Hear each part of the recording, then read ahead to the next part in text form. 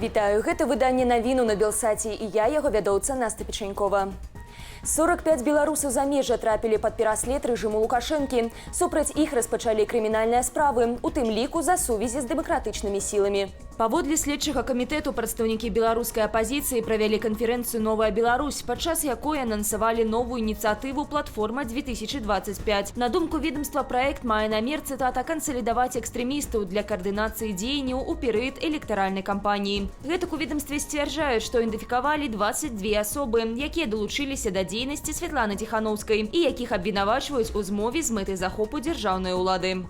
Мэты супольнасці нязменныя: замах на канстытуцыйны лад, умяшанне звонку ва ўнутраныя справы, навязванне палітычнага курсу, які супярэчыць нацыянальным інтарэсам нашай краіны.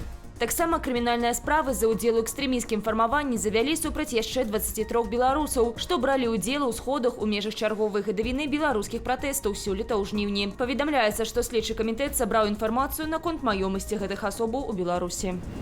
Норвегія спрычынілася да санкцыяў супраць Беларусі, якія Рада Еўразвязу увяла сёлета ў чэрвені. Аб гэтым паведаміла Міністэрства замежных справаў краіны. Адзначаецца, што санкцыі ўвялі ў адказ на ролю і саўдзел рэжыму Лукашэнкі ў нападзе Расіі на Украіну. Яны маюць даволі шырокі характар і накіраваныя на некалькі сектараў беларускай эканомікі, у тым ліку гандаль, сферу паслуг і транспарт. Гэтак уводзіцца забарона на транзіт праз Беларусь агнястрэльнай зброі ды боепрыпасаў, а таксама тавараў, якія могуць садзейнічаць узмацненню вайсковай ці прамысловай магутнасці краіны. Раней Лукашенко называў санкцыі захаду фашызмам і адзначаў, што эканоміка краіны з поспехам адаптавала да новых умоваў, бо пераарыентавала прадукцыю на іншыя рынкі збыту. Лукашенко дазволіў збіваць беспілотнікі з дапамогай зброі шэрагу ваенізаваных арганізацыяў. Раней гэта маглі рабіць толькі вайскоўцы і сілавікі. Згодна з новай версіяй указу, такія паўнамоцтва атрымалі органы пракуратуры, следчага камітэту, Дзяржаўная інспекцыя аховы жывёльнага і расліннага свету, мытныя органы ды іншыя. Таксама ў дакуменце адзначаецца, што норму ўвялі дзеля гарантавання нацыянальнай бяспекі і аховы грамадскага парадку.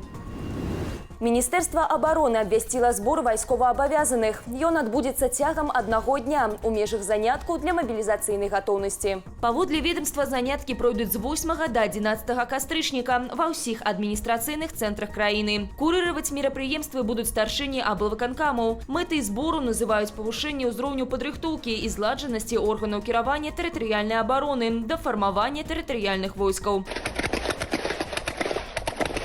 Асаблівую увагу падчас збору нададуць удасканаленню навыку службовых асоб ваенкаматаў і ваенных камісарыятаў. Рыгор Азаронак асвойвае новую прафесію. Паводле выдання Еўрарадыё прапагандыста запрасілі працаваць на Беларусьфільм.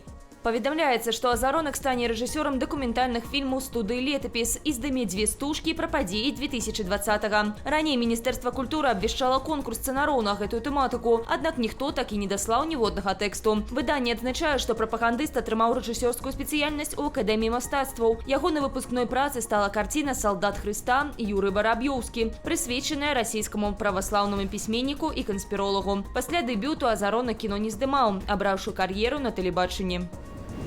Гарадзенцы скардзяцца на тое, што не могуць набыць квіткі на грамадскі транспарт. Прычынай таму стала закрыццё 70 кіёскаў, у якіх прадавалі талоны. У аўтапарку праблемы не бачаць і заклікаюць грамадзянаў шукаць магчымасці, а не апраўданні. У горадзе Горадні, як ні ў якім іншым горадзе, самая вялікая колькасць відаў праязных. Квіткі на месяц можна купіць у аддзяленнях Белпошты. Усе віды аднаразовыя талончыкі на старуках беларускай латарэі, нацыянальнай латарэі. Таксама можна плаціць праз QR-коды. Дарэчы, 23,7% гараджанаў менавіта так і аплачваюць паездку. 3,7% купляюць электронныя праязныя. У кіроўцы таксама можна набыць квіток. Паводле выдання Newsgrod.by закрыццё кіёскаў часовая мера, якая звязаная са зменай уласніка. Гэтак цяпер ідзе афармленне дакументу, якое скончыцца праз 2 тыдні. А вось адміністрацыя аўтапарку падае больш аптымістычны тэрмін. Нібыта ўжо з 10 кастрычніка кіёскі зноў пачнуць адкрывацца, праўда, невядома, колькі з іх. Грыбны сезон на піку. Свае трафеі беларусы актыўна паказваюць у сацыяльных сетках. Сярод іх і жыхар Гарадзеншчыны, ролік якога стаў вірусным і набраў у тык-току ажно 2 мільёны праглядаў. Далей вашай увазе рубрика без каментара. Сыночек, глянь, сколько их много. Спасибо тебе, Господи, что ты привез меня сюда. Офигеть! Олесь, сколько их здесь много! Обалдеть! Одни боровики. Тут два носа творится там. Обалдеть!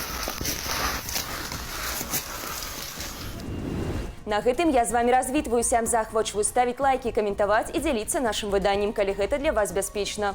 Асноўныя падзеі дня глядзіце ў аб'ектыве. Усяго вам добрага і беражыце сябе.